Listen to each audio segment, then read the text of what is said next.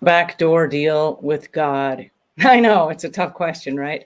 I did one time, and it was one of the most interesting things that I've ever done. It was at a time of my life where I was trying to decide if I was the person that I wanted to be around 24 hours a day, 7 days a week, 365 days a year, every year for the rest of my life. And I'm not responsible for what happens after I leave this earth. And I'm not responsible for what happened before I arrived. But I am responsible for me during what happens during this life that I'm here right now experiencing. So I made a backdoor deal with God. And I said, I know that I'm not perfect and I've probably made a lot of mistakes. But while I'm here on earth, I want to make amends and I want to make sure that whatever I'm doing here on earth has purpose and that it has meaning and that I'm doing it the right way. So I want to fix all of the wrongs that I've made in this life. Oh boy, oh boy. Within a matter of about 2 weeks, my world just started unraveling and it was in the weirdest sort of way. Okay, now I had accepted that I was going to take responsibility for this life that I'm in right now. But what happened was this. I'd be walking through the store, through the door of a store, and somebody would like, oh, hello. And they would like open the door for me. And as I looked at the person holding the door for me, it would be a person that I got in a fight with like 10 years ago. And as I walked through the door, I have this moment of, you haven't seen this person in about 10 years. It would be really easy to like hurry through the door and pretend like you didn't see them. And then you're not responsible for interacting with them now, right? But wait a second, I made a backdoor deal with God that I want to make amends with all of the scenarios in my life right now that are not adding up. And so then I had to stop and go, oh, wow, okay, I've just been put in a really weird and interesting situation. And now I have to make right on my promise, right? So then I have to stop and freeze in the doorway. And here's the stranger that has removed themselves from my life. They're not part of my life anymore because we did not leave on good terms. And I have to say something to the effect of, I haven't seen you in about 10 years and you look fantastic. And since I saw you last, I've done a little bit of growing up and I wanted to stop and apologize for the way that we left our friendship 10 years ago. And so I'm just seeing you now for the first time in a very long time, but I would like to apologize. What's interesting about that is over the next 2 or 3 weeks, like I said, everywhere I went, and I don't have lots of enemies, but I ran into them all. And I found myself having these big girl chats going like, oh, wow, look who just appeared in my life again. The phone would ring and it would be out of the blue, perfect stranger that I haven't talked to in a very long time. We didn't all leave on good terms. And they're like, hey, I was just thinking about you. And I was like, oh, yes. And I have those conversations, right? I would see the caller ID and I'm like, should I take it? Should I? Yes, I should. Okay. The reason that I bring this up is because I was able to resolve a whole bunch of the issues that I was fighting with. And I'm not unusual. Okay. I'm like everybody else. We all have aches and pains. We all have people in our lives that have come and gone. And there are people that have challenged our trust. I'm no different from everybody else in that I've been cheated on. I've been lied to. I've been betrayed. I've been misunderstood. There are lots of things in our lives that make us who we are today. And the point of today's conversation is not to make you feel bad for the situation that you're in. And I have good news and bad news. The good news is that we can do something about it. The bad news is it's not going to be easy to do.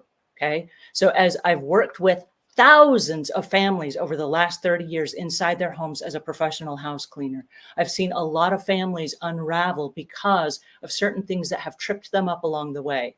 Okay. So today we're going to have a conversation about trust. And this is a really important conversation that we have, and it's not going to be easy. If it were easy, everybody would do it. And if it were easy, I could say, hey, here's the fix, right? Magic fix. Boom, all your problems are solved. I can't do that. And so what I want to do today is just have a conversation that jogs some ideas in your memory. And you might say, oh, yes, I have something similar to that happening in my life right now. Or you might say that doesn't apply to me at all, but that reminds me of my sister or my cousin or a relationship that I have that two other people I know that are working through right now, right? Maybe this conversation is just so you can be a listening ear to help someone else out that might be suffering or dealing with some issues that are similar to this. So hello and welcome. I want to welcome all of you guys that have just joined me. This is so exciting. Sarah is here. Hi, Sarah. How are you today? And Jilly Bean is here. She says, hello, this is going to be a great topic. Hopefully I can stay for most of it. And yes, there will be a replay if you can't make it. Sarah says coincidence. Angela says hello. We've got a Facebook user here from Southeast Texas. Julie Bean says, this is something I need help with. Someone I love dearly is a very big hoarder. And while I am sensitive to the whys I'm sensitive, I can't find a way to help them. I can't find a way of how to get action in place for her safety. We're going to talk about a lot of this stuff. Okay. I'm so glad that you guys joined me. We have Jeannie here from McKinney, Texas. We got lots of people from Texas. Hi, Texas guys and gals. We've got another Facebook user. We've got another Facebook user from Texas. I've got Melanie who says, happy to be with you from Texas. I need to just come to Texas. We should be having this live in Texas. So you guys, thanks so much for joining me. This is really going to be a great topic.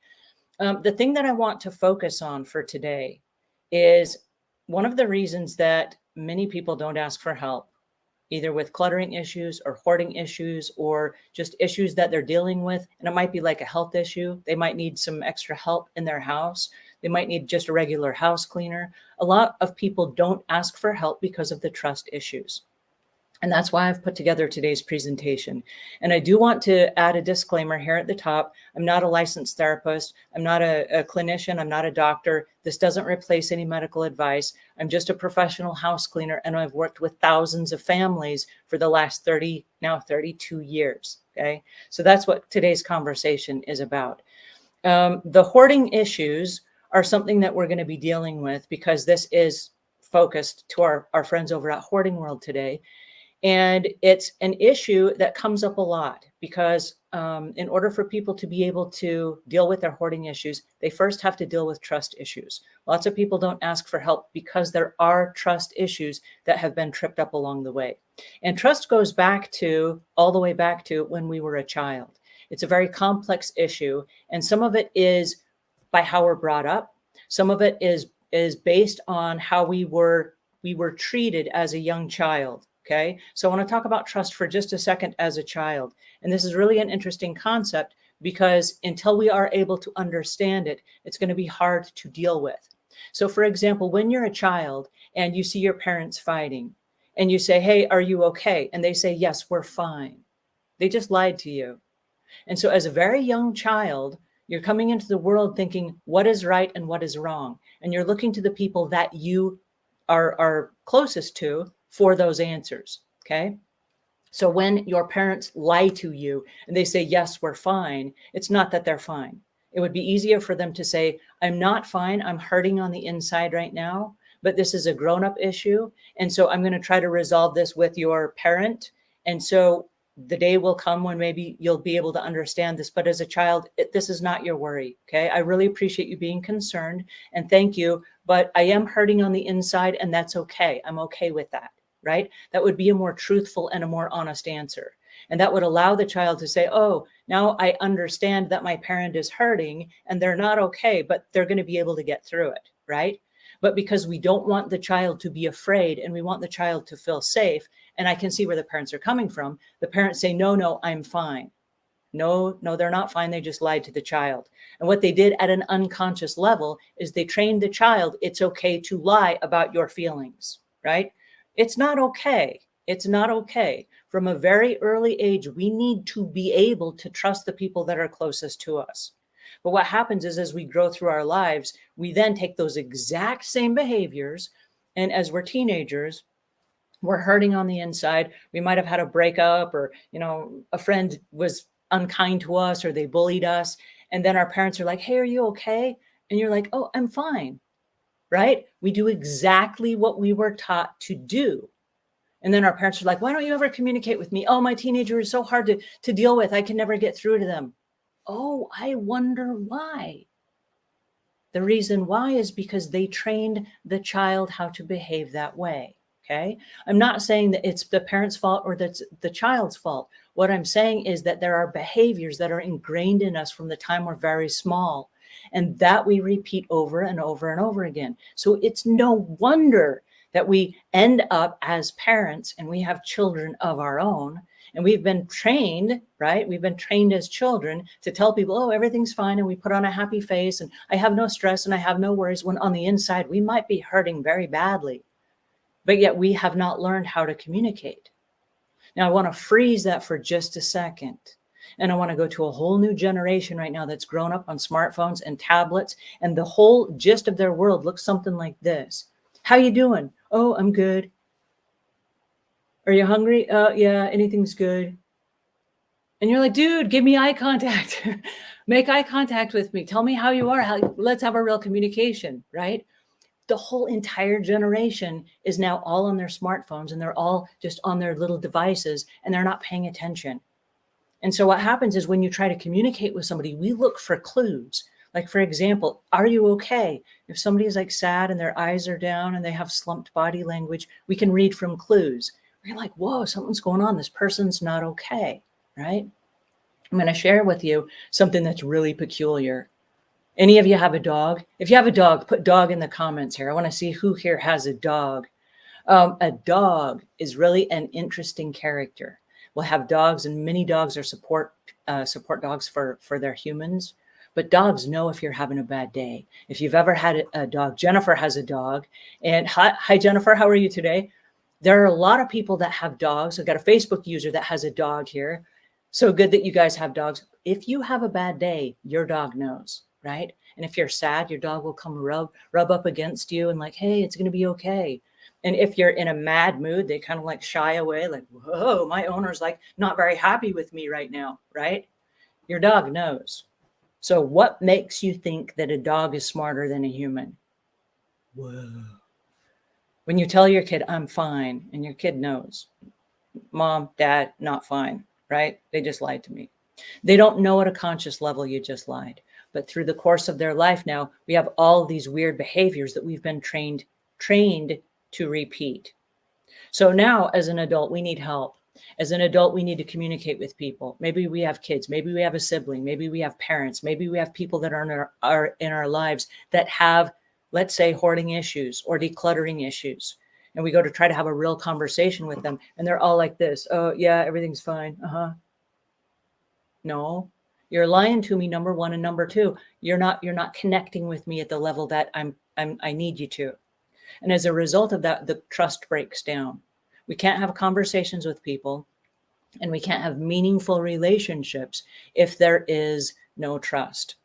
Now, Dr. Henry Cloud, and I've got this quote up here, he just wrote a really great book called Trust, and he has written several books. One of them that I absolutely love that we've used in the cleaning industry for years is called Boundaries, and it's how to set healthy boundaries with the people that are in your life so that people don't take advantage of you and that people don't walk all over the top of you.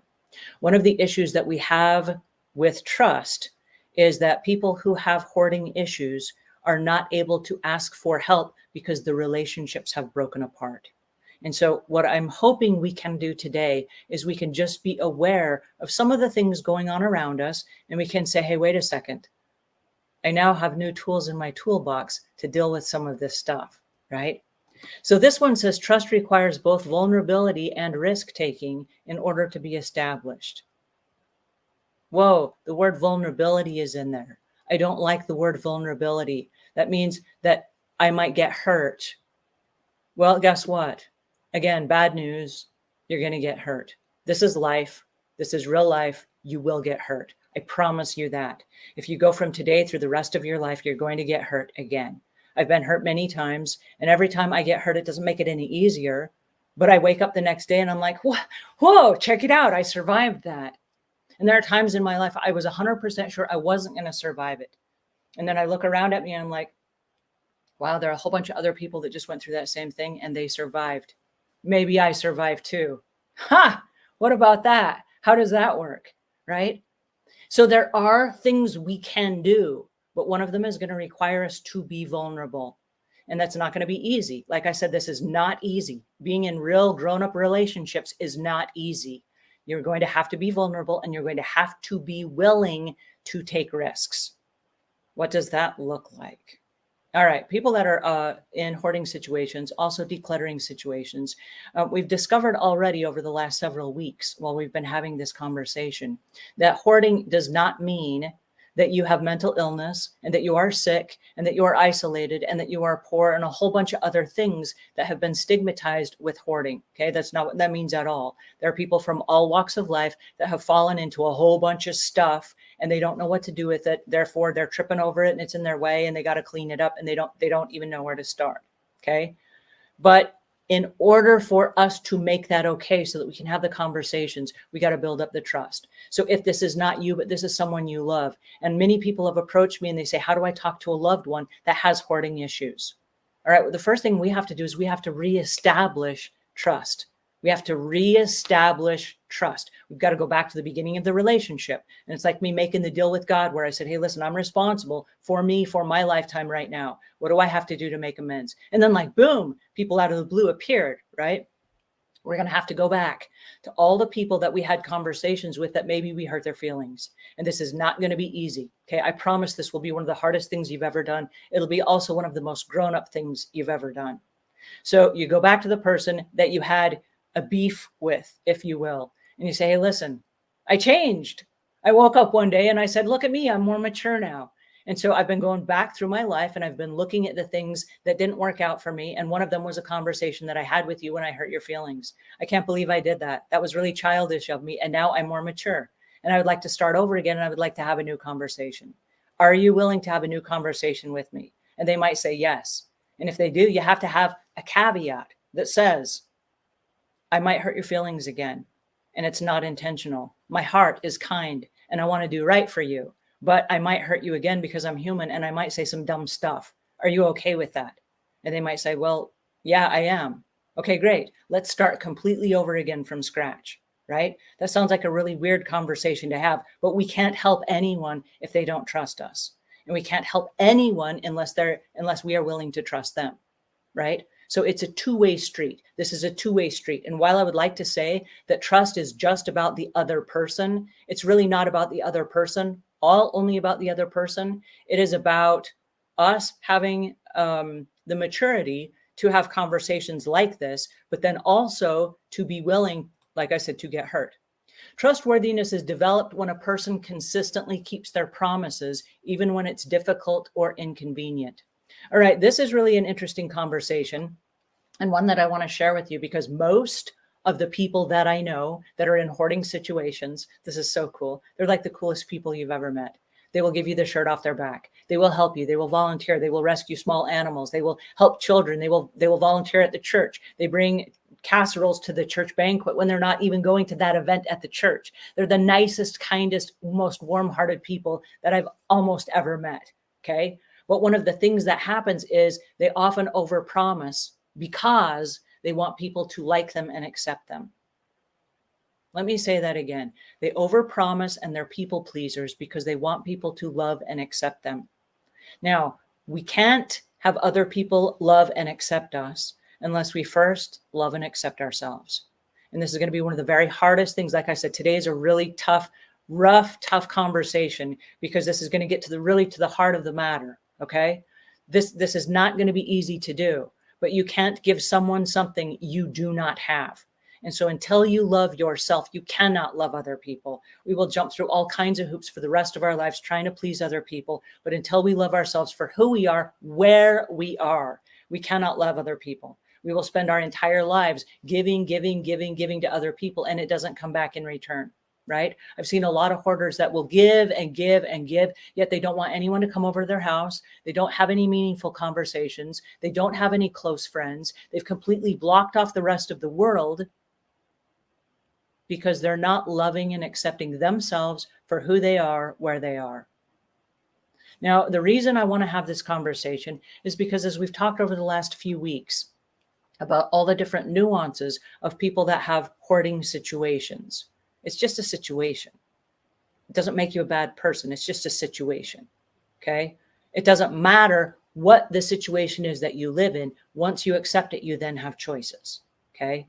But you have to learn to love yourself first. So imagine whatever your situation is, imagine loving yourself in it today going, hey, guess what?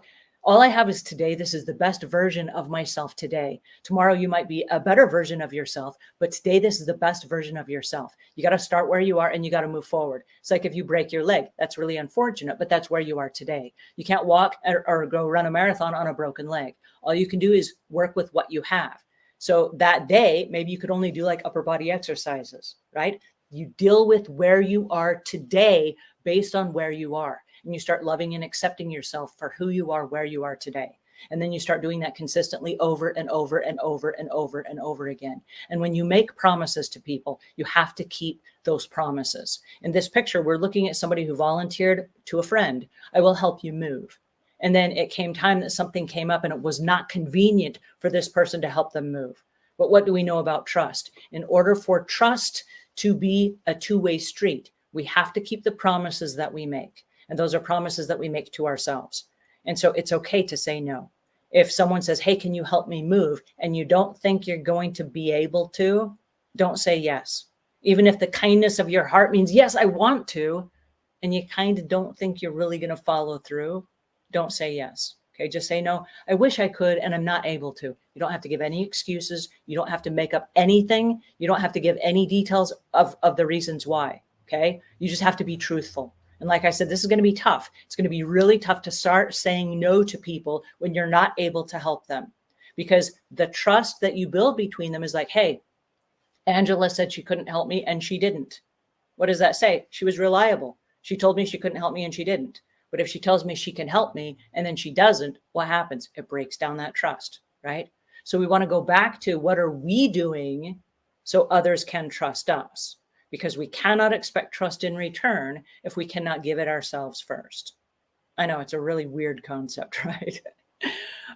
So I hate that we're in this situation, but we have to start looking at our own behavior and the reasons why. This particular scenario says, understand the potential risks associated with a relationship and be willing to assess them objectively. This is really important that we have this particular part of the conversation, because there are people out of the goodness of their heart that will say, oh, let's do lunch. I haven't seen you in so long. And you say, oh, yes, let's. Neither one of you mean it, or you do mean it and the other person doesn't. In this scenario, there's a single mom. She's got a tiny toddler and a newborn. And she says, let's do lunch. What are the odds that you're actually going to meet for lunch? All right. So in the past, you'd say, oh, yes, let's, and you make an agreement, which is like saying, oh, no, I'm fine, when in fact you're not. And things are sad between you, right? It's that telling the little white lie. Yes, let's meet for lunch. That would be so awesome. And you have no intentions whatsoever. One or the two of you don't. All right. Let's say that you're on the receiving end of this, and this is a friend. Excuse me. The friend is the single mom with a toddler and the infant. Hey, let's do lunch. What you can say, and what we need to start saying moving forward, is in the past, we've made plans and I've cleared my schedule and I was eager and excited to meet with you. But because of the kids, something happened and they got sick at the last minute, or the daycare called and said, you need to come pick them up early, and we never got to meet. And we've done that 3 or 4 times. And so every time I clear my schedule and then you tell me that, oh, at the last minute, it can't happen, I not only lose trust in you, but I get really upset because I've cleared my schedule, because your friendship with me was meaningful and really important. All right, what we've just done is we've just stopped. It's like we removed the smartphone element, like, hey, I'm not really focused on you and I'm not really looking at you and you don't really matter in my life. What we did is we stopped. We brought everything to a focal point. And we said, your relationship with me is so important. I don't want to make plans again because I don't want to get hurt. I'm vulnerable and I want to be willing to believe in you. But every time we make plans, you hurt me. You tell me that something came up at the last minute that is more important than me, and then I'm sad. Okay. So we need to start having conversations with the people in our lives who have the ability to hurt us. And I know this sounds kind of counterintuitive, because why would you want to have a conversation if we don't like confrontation? Nobody likes confrontation, but we can't build healthy relationships that are built on trust until we're willing to have these conversations. Okay. So I have to be willing to go to the single mom and say, hey, listen, this is not working out for me. I really respect your friendship. Can we do it a different way? Now, the next step is negotiation. Okay. So we're not just going to leave them high and dry and make them feel guilty for not being able to meet with us, or for being, for having a newborn and not being able to meet us like they said. What we want to do instead is we want to consider the risks, and we want to figure out how we can create a safe environment for them to come back and say, you're right. Every time I've scheduled something with you, I have broken my promise and I've destroyed the trust between us. And if I give them a safe out, what I can do is I can create a new situation. I can say, instead of us meeting for lunch, I know you have a toddler, I know you have a newborn.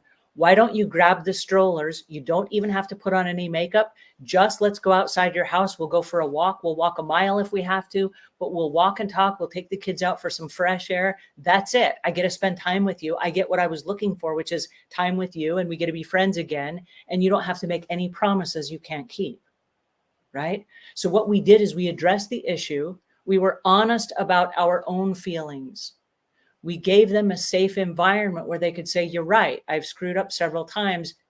I'm probably going to screw up again, right? I'm probably going to cancel on you again, because stuff happens when you have tiny kids. And so by giving them a different environment where, hey, let's go walking, then they're thinking, oh, that's so great. I don't have to put on any makeup. I don't have to put on special clothes. I don't have to hire a babysitter. I don't have to do all these other things that really have tripped up the relationship in the past. Right? How easy is it for one person to run over to the other person's house, grab a stroller, and both of you take the kids walking, right? Now you have a chance to actually have a meaningful relationship. So the reason that I bring this up today is we're not going to get to the walk in the park or the walk with the strollers unless we're willing to have those hard conversations first.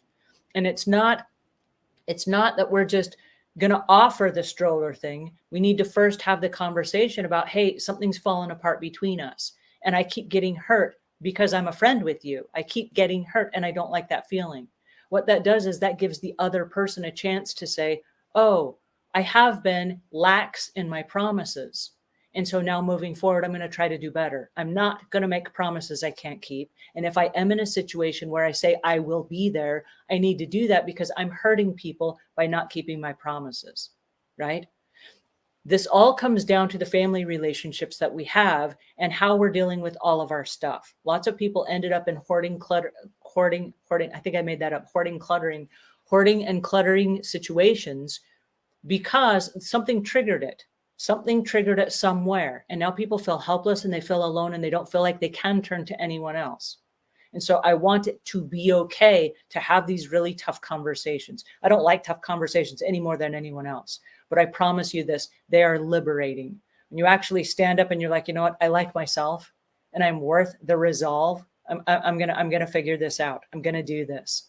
It's one of the hardest things you'll ever do, and it's one of the most rewarding.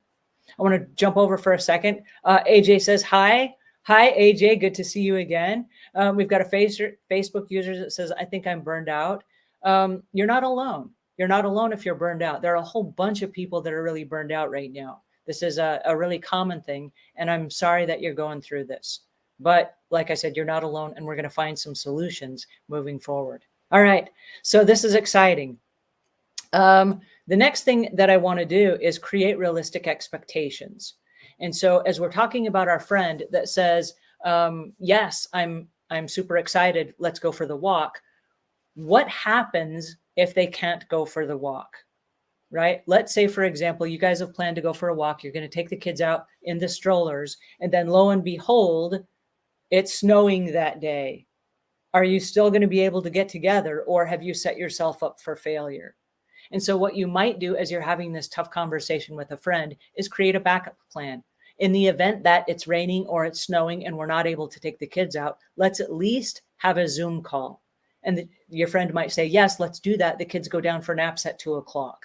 Okay, great. If we can't take them for a walk at 12, at 2 o'clock when they go down for naps because it's raining or snowing outside, we'll sit down and at least we'll have a Zoom chat. Right? Again, she doesn't need to put on any makeup. She doesn't need to go anywhere. She doesn't need to hire a babysitter. You have kept your promise. She has kept her promise. You've created a safe environment, and you've created a realistic expectation and a backup plan, right? So if we're going to have relationships with people, we have to be a little bit flexible.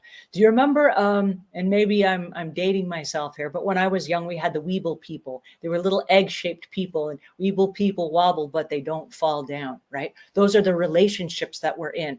The relationships are always going to wobble. Relationships are always getting better or they're getting worse. There is no stagnant relationship. It never happened. Every interaction with every person that you deal with either gets better or it gets worse. And so you have to say, did I create an environment where this person can come to me and they can make a backup plan, or they can say, yes, I hurt you in the past and I'm willing to apologize. Can we start over? If you give them an out, a lot of times people will take the out and they'll say, okay, moving forward, yes, let's go walking. If that works out and this is a good plan, what you can say is, let's go walking every Tuesday at noon. Let's have a relationship where every Tuesday I show up for an hour and we go walking and we take the kids out. It can be set on your calendar. You guys don't have to spend a lot of money. You don't have to go anywhere fancy, but you can go walking for 1 hour once a week. And that might be the only relationship you have with that person, right? Even if you don't want people coming to your house, even if you're ashamed that people haven't accepted you for who you are in the past, it is your job to start right now and to start those relationships over again. It's like hitting the reset button. Now, what's interesting about relationships is this. Imagine, and many of you have children, but imagine a child, they're born, and then boom, they're 10 years old, right? What happened in the first 10 years of their life? They went from being like this big to like, I don't know, this tall, right? 10-year-olds grow a lot in 10 years. Their minds develop, and the shenanigans that they pull and the things that they learn and the funny things that they say. 10 years is a really long time. Many people haven't talked to their kids or their grandkids in years because there was a rift. Don't you think those people have changed in the last 10 years? And changed with technology, and changed with the things that they've learned and the wisdom that they've come across and the tough life's lessons that have shaken them up a little bit and have made them wiser? Don't you think that it's our due diligence to go back to people that we've hurt or people that have hurt us and go back and say, hey, listen, we haven't talked in years, and I could go to my deathbed and never make amends with you. But what if we did? What if we just kind of like set the reset button and we started over again? Let's start from scratch. Tell me, who are you now? It's been 10 years since I've seen you. Catch me up. Tell me what makes you tick. What's new in your world, right? Let's start those relationships over again. And this time built on trust, this time built on an honest to goodness relationship that might be really hard to have those conversations because nobody wants to admit they're wrong. And nobody wants to admit that there's conflict. But when two people are not speaking, and this can be any two people in your life, when two people are not speaking, there's a hardship that comes with that. It's a burden. And many people will move on in their lives. And then we are holding these grudges and we're holding these burdens, and it's the weight of the world. And when you have those burdens of lack of friendships or people that you've ostracized from your life, like we're never talking again, you're dead to me, or whatever it is. When you carry that with you, that is such a crushing blow. Sometimes that's all people think about. I've worked in people's homes, and all they think about all day, every day, is they're playing these tapes in their head of like, well, my son is not talking to me and he hasn't talked to me in years. And then they play the last conversation they had over and over and over and over, as if playing it over and over again is going to give them what? Power to change the words? No, you can't do that. The words already happened. The conversation already took place. Reliving it over and over and over again is only going to make you feel horrible inside. It doesn't fix anything. But you do have the power to fix something, okay? You do have the power. Pick up the phone and call and say, hey, listen, I haven't talked to you in a very long time. I just wanted to check in on you. And they might not take your call. They might not take your call. They might be like, I'm going to hold my grudge. That's fine. But you can let it go. You can let it go. I had a really bad grudge with a sister of mine who married my fiance. And I didn't want to speak to her for the longest time. And boy, was I going to hold my grudge. But it was only hurting me. It wasn't hurting her. She'd moved on with her life and she was really happy. I wasn't happy. But it was hurting me. It wasn't hurting her. And I had to come to terms with that. I had to come to terms with it and say, wait a second, I need to let this go in order for me to be healthy and happy, right? So by giving myself permission to move on, what does that look like? And it's called forgiveness. And at the time, I did not know how to forgive. I heard the word, And if you go to church every Sunday for all of your life, they'll tell you about forgiveness. But most people won't tell you what it is and how to do it. And so there I was all tripped up on the dogma of it. And I'm like, well, I want to forgive, but I don't even know what that looks like. I don't know what that means. And so in my head, I closed my eyes and I imagined that my sister would come into a room and I would give her a big hug. I'm like, oh no, I'm not going to give her a hug. I'm still holding my grudge. Right. And I had to keep imagining her walking through a door, and I get up and I give her a big hug. And can I really do that? Can I really do that from the honest of my heart? Can I do that? I could not do that for the longest time. And I kept playing it over and over and over and over in my head until one day I thought, you know what, I really can give her a hug and I really mean it this time. What's really interesting is the next time I saw my sister, and it was at a family reunion, she came through the door. What did I do? I got up and I went and I gave her a really big hug, and I meant it. That's the difference. This time I meant it. Instead of avoiding her, instead of getting up and like going in the other room and I'm going to hold my grudge, I meant it. It didn't change anything for her maybe, but it changed everything for me. If we are going to trust other people and we're going to have real conversations in our lives and real relationships, people that want to help us and people we want to help, we have to be willing to have the tough conversations, and we have to be willing to get hurt. Okay.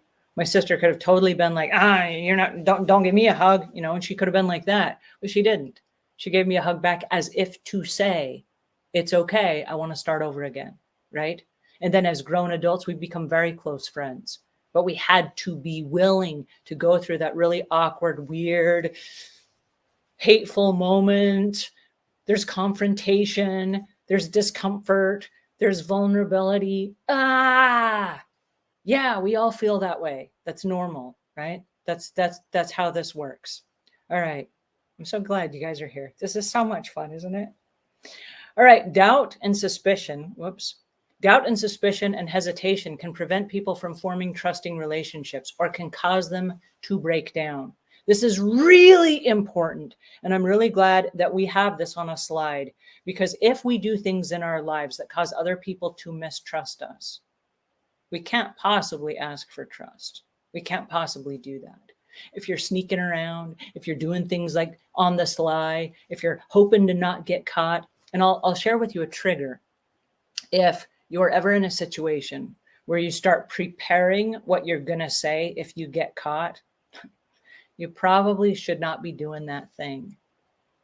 And I want you to use that as a trigger and just stop and say, if I get caught doing this thing, here's the reason why I'm doing it, and then be really honest about why you're doing it. And if it's not something that you should be doing, then please stop doing it, right? But if you're making that conversation up with, oh, okay, so here's my story. Let me get my story straight in my head. Stop doing that already, okay? Instead, go back and say, here's the truthful reason why I'm doing this. I'm insecure. I felt bad about myself. Here's what I thought I'd do to make myself feel better, or whatever it was. And be honest about your reasons why. And then be very clear moving forward that you're not going to give any reasons for people to mistrust you, right? I remember after I got married, oh, this is so weird. After I got married, I came in one night and my husband is there on my phone and he's like looking at my text messages. And I was like, can I help you find something? And he was like, no, I was just trying to see what time it is. No, you're not. What are you doing on my phone? Well, I was looking at your text messages. And I said, why? He said, because I wanted to see who you talked to during the day. And I said, okay, stop right there. Stop right there. We need to have this conversation. Okay. And this is one of those confrontation conversations that you have to have. And I said, I will never give you a reason to mistrust me. Okay. I will never do that. But I run a business and I talk to lots of men and I talk to lots of women, and there are lots of weird messages on my phone, and there always will be. Okay. So all day, every day, I have meetings with men and women. I have conversations with them. I send them texts back and forth. That will never change. Okay. So that is me running a business. I hope that's okay. And I hope that you don't feel like you have to check all of my messages because there's something sneaky going on. I will never do anything that causes you mistrust. And let's make an agreement right now. Here's the backup plan. Remember how we said with the friend that had the toddlers, we make a backup plan to make it safe?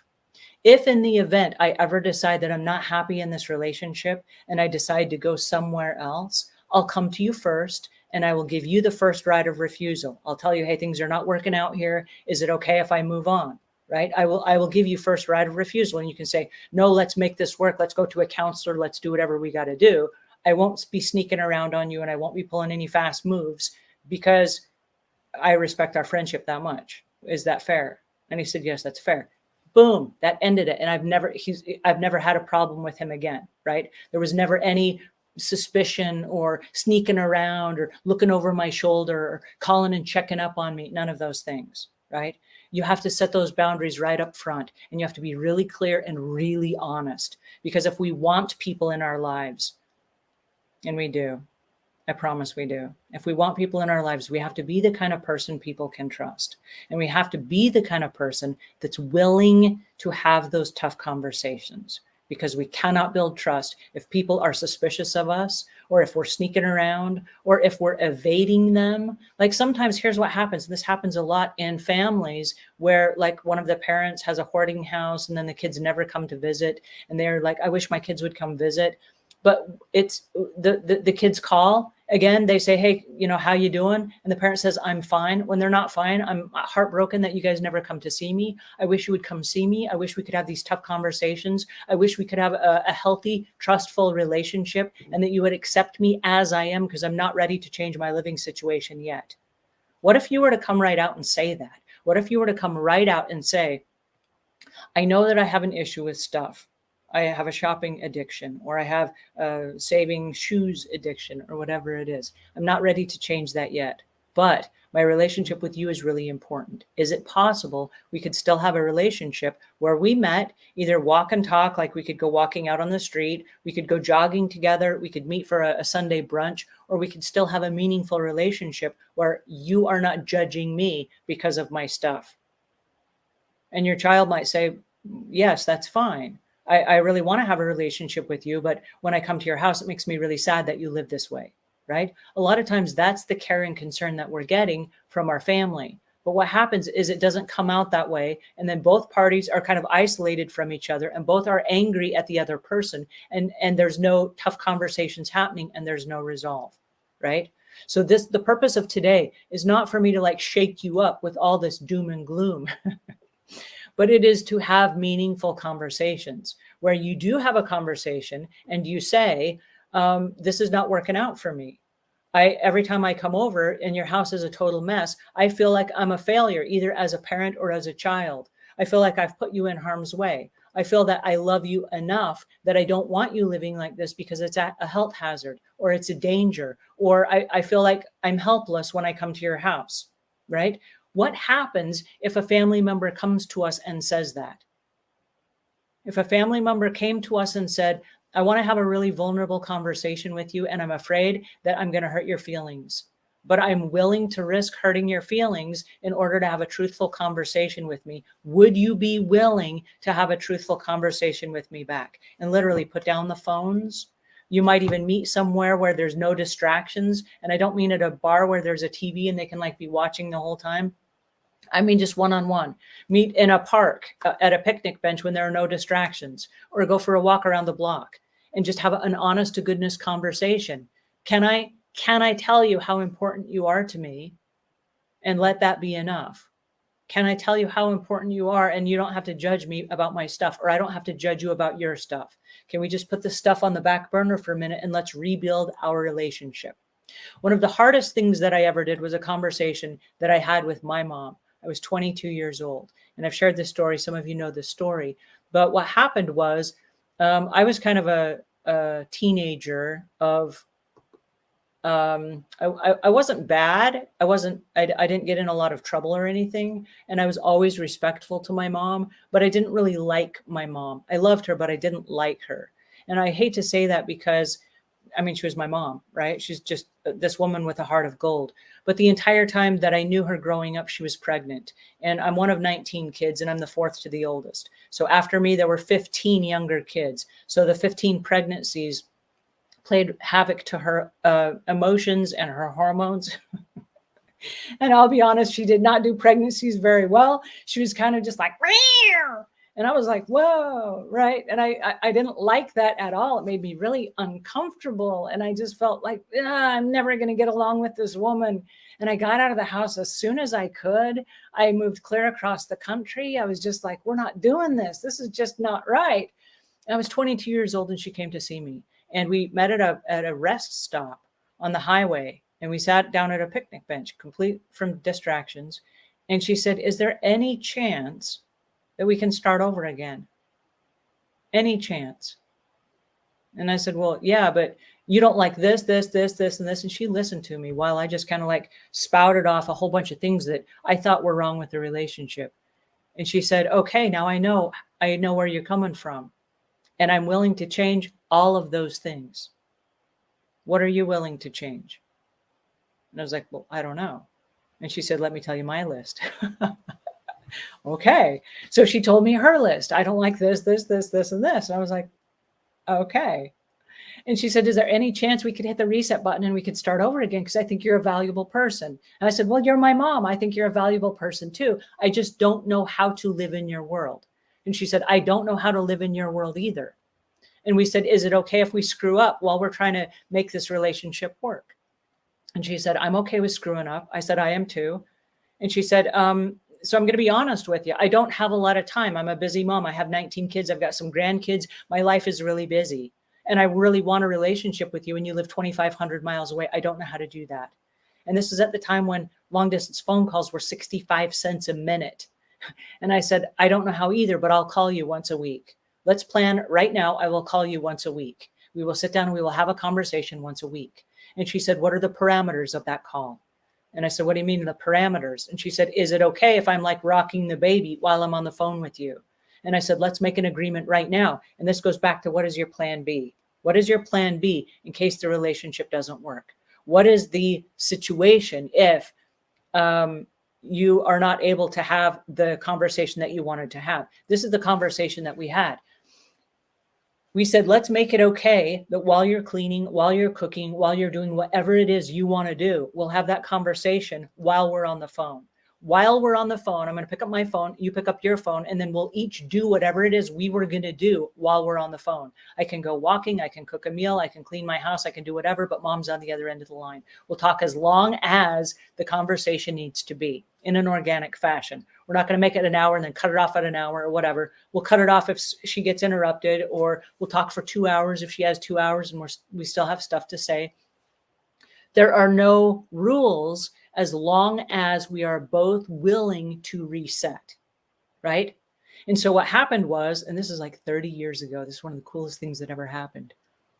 Every week for like the last 30 years, I've had conversations with my mom, and we've switched the day a couple of times. It was Friday, it was a Tuesday, it's now on Monday, but there's a set time on my schedule every single week where I meet with my mom. And if I stopped calling her, if I didn't call her, if I forgot to call her, that breaks down the trust, right?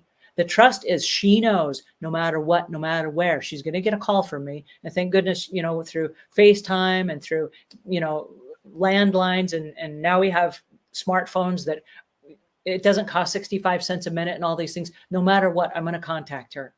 And she can say, you know what, I can't talk today. Something came up. I'm so sorry. But at least she knows I tried. Right? The consistency, when you show up every single time, you start building that trust. And the trust is where, once you have a two-way relationship with someone, you can say, hey, listen, this isn't working for me. And the person says, I know it's not working for me either. Can we hit the reset button? And you hit the reset button and you start over again. The reason I bring this up is because a lot of people that are in hoarding situations because something along the way tripped up in a relationship. There was some moment of, oh my goodness, it could have been the loss of a loved one. And then the family fought and there was bickering and whatever, and the person didn't feel like dealing with the stuff, so they hung on to it. Or it could be that people start shopping, compulsive shopping, because they got heartbroken from another situation. Right? There are a whole bunch of different triggers, and I'm not here to share all the different triggers, and I'm not here to try to solve them all. But one of them comes down to trust. We can't have meaningful relationships with people in our lives that want to help us, or if we are that person wanting to help a loved one who has hoarding issues, we can't help them unless we first repaired the relationship. The relationship is really important if we're going to build that trust back and forth, right? I want to stop for a second and answer your questions. AJ says, I love the Zoom call idea for the bad weather. And I don't have a lot of questions here. If you guys have questions, feel free to drop them in here. I want to answer those as well.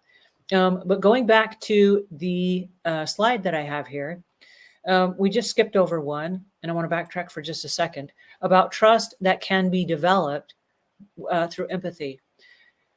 And this is really an important one because sometimes we don't understand what the person we're trying to have a relationship is going through. Sometimes we approach them with our vulnerabilities and they don't know how to respond. And we have to be okay with that. We have to be willing to say, look, I've grown up a little bit. Maybe they didn't. Maybe they didn't. Maybe they are still holding a grudge. Maybe they do not want a relationship with us. And we have to be empathetic to that. We have to understand that, hey, listen, there's a gap here. There's a gap between where I am and where they are. We had a recent scenario where we were working with a family, and there was a mother who has a son that is not speaking to her. And she was heartbroken because she thought, I've changed. I'm happy. I've forgiven him. I've moved on. How come he's not coming around? What we were realizing, and this is a really odd concept, but I want to just throw it out there so you can be aware of it. The mother is at a certain age and her child is at a certain age. And it doesn't matter how many years they each age, there's still going to be a generation gap between them. There will always be a generation gap between them. And so if you're in the 50s and your child is in the 20s or the 30s, they're always going to be 20 or 30 years behind you, right? You might mature and you might get wiser, and they're going to get mature and they're going to get wiser, but they're still going to be 20 or 30 years behind you. They don't have the life experience that you have. And so when you look at a tiny child, and going back to the conversation earlier where we say, oh, I'm fine, when really we should have said, I'm hurting on the inside and I'm trying to resolve this in a grown-up sort of way. What happens is, as a grown adult, even as you age, your child is aging as well. And one day they'll reach where you are right now, but you'll be in a completely different space. So we have to realize, even the relationships that we have with other people, there will always be a generation gap between you and your kids, or you and your parents, or you and your grandparents. There will always be a generation gap. And so it's not required that you see eye to eye. So as you go through these relationships of trust, I want you to say, hey, let's hit the reset button, but let's make it with the caveat that it's okay if we disagree. It's okay if we have differences. It's okay if we see things from two different perspectives, right? And by doing that, and by making that the safe place where you allow each other to be your own people, growing at your own rate, learning what you know with whatever life's experiences or lack of them that you have, that allows that person to be in their own space, even if there's a generation or two generation gaps between you. Because you cannot expect that somebody that you just hit the reset button on is going to suddenly jump up 30 years to your level, and they're going to know with wisdom the things that you know because you've gone through a school of hard knocks. Not going to happen. I know I told you guys this was a tough conversation. Here we are in the middle of the tough conversation. Man, I hate this, right? Regine says, oh, Angela, thank you for sharing your experiences with your mom. This touched me and moved me, as my relationship with my mom has been ruined when I was a teenager. I'm so sorry. I'm so sorry that you have gone through that. And if your mother is alive, please, please give yourself the grace to pick up the phone and to call. The relationships that we have that are strained do not have to be strained forever. And I promise you this, you will go through some strained relationships where you try to repair them, and you'll bring these people back into your life, and they are the same people. They have not changed. They have not grown. They have not matured in any way, and they want to hold a grudge, and they're just going to still fight with you on whatever it was you left off on. And you have to say, you know what? I gave it my best shot. And that's when you walk away and your head held high, and you're like, you know what? I'm not going to give this any more of my emotional energy. I came to the table. I came with vulnerability. I came with a willing to hit the reset button.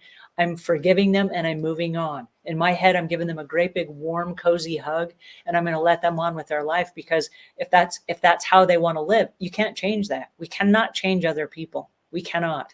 And so there may be situations where you run into, family or friends, and you're like, you know what? So I gave it my best.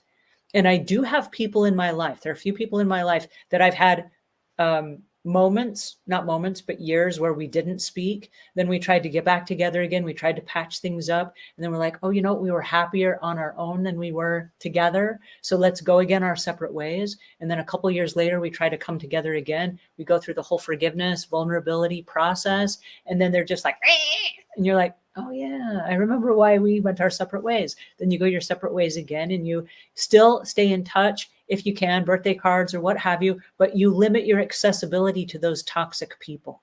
There will be toxic people in your life. And I'm not saying reconnect with all of them if that's not healthy.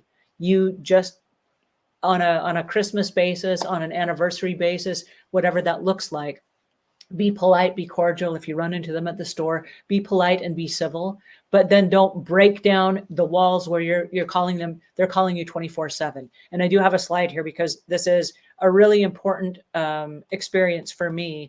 And I want to share this with you. And this is really unruly, but I was on call 24/7 for 5 years with a particular family, 24/7. And they would literally call me at 2 o'clock in the morning and they'd say, hey, we have a drama. Can you come help us out? And whatever. And it was exhausting. It was really exhausting. And I didn't know a lot about boundaries at the time. And I hated the relationship. I hated it because every time the phone rang, I felt obligated. Like I'm the fix-it person. I got to get up in the middle of the night. I got to go over and fix their sorry dramas. And then as soon as we fixed the dramas, they would create new ones because that's their comfort zone. And then they would call me up again at 2 o'clock in the morning. Hey, we have a new drama. Come see if you can fix it. And I had to say, you know what? This is really unhealthy. I love you guys, but now no dramas after hours. No dramas on other days of the week except for Thursday. I only have one day a week where I can solve dramas.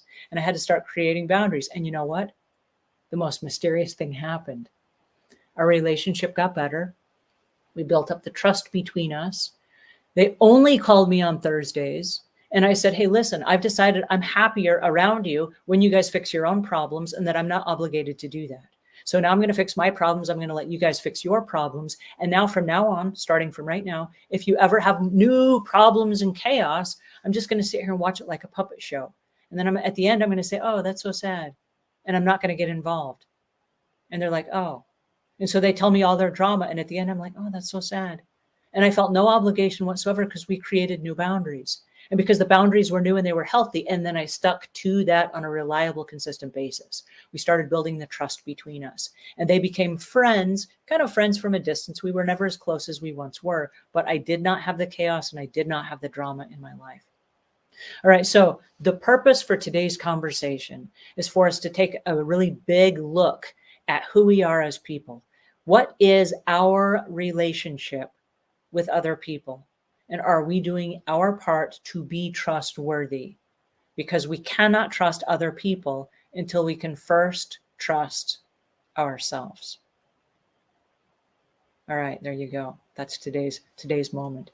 Do we have any questions? I want to answer some questions before we wrap up here. If there are any questions, now's the time to post them.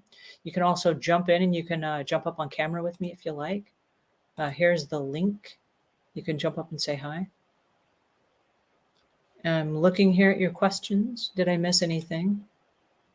I get talking and then I don't answer questions. It's so awful of me. I still have to learn how all this works.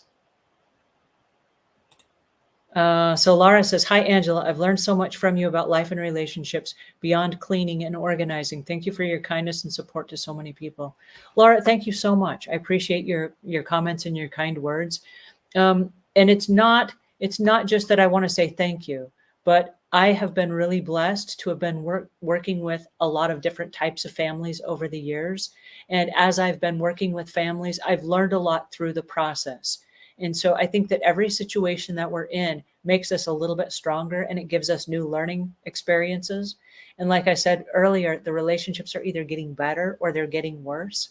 And I think that's also true of the situations that we're in on a work basis. When we deal with people, our interactions with them, it either makes us stronger with them or we fall further away. And so I do think that's important that we acknowledge that. Facebook user says, have you helped others in their reset their relationships? My brother and nephew are estranged. You know, yes, I have. And it's one of the reasons we're having this conversation today, because I have reset several of my own relationships and also that of my family. I'm one of 19 kids. And at any given time, there are scenarios in my family where there are like 2 or 3 of the siblings that are like on the outs with each other. And so we do a lot of phone calls back and forth with each other. We're very supportive of each other. But again, it's not so much to share. Like, I'm not going to call my brother and say, oh, my other brother is like having it out with you or whatever. I don't get in the middle that way, but I'll listen to either side. And then it's like zipped lips for me, because it's not my story to solve with them. I'm not the mediator, but they can, either through therapy or through counseling or through a church pastor or through just their own conversations, they can work through some of those issues. But these are the scenarios that we deal with, where you go and you have a conversation and you say, I made some stupid comments a long time ago, and I hate that I did that. And as I play them back in my head, I wish I could rewrite the script and say something different. And so now that I'm more mature, I would like to reset that script. So are you open to a conversation? And there are conversations that I have had with people where I've said right up front, I would like to hit the reset button with you, but I'll be honest with you, based on our previous experience, the trust is lacking. And so what you tell me, because I've heard lots of falsehoods over the years, I don't trust you and I want to trust you. And so I'm going to hit the reset button and I'm going to forgive all of the past misgivings. But if you tell me falsehoods moving forward and I find out about it, I'm going to be really heartbroken and I won't invest anymore in the relationship. Is that fair? And they're like, yes, that's fair. And so you don't have to impress me. You don't have to come up with fancy lies and fancy stories. If what you're telling me is not the truth, I would rather just hear the normal version, that you're just a normal person with just a normal everyday average life. Don't try to impress me. I would rather have the truth than the lie.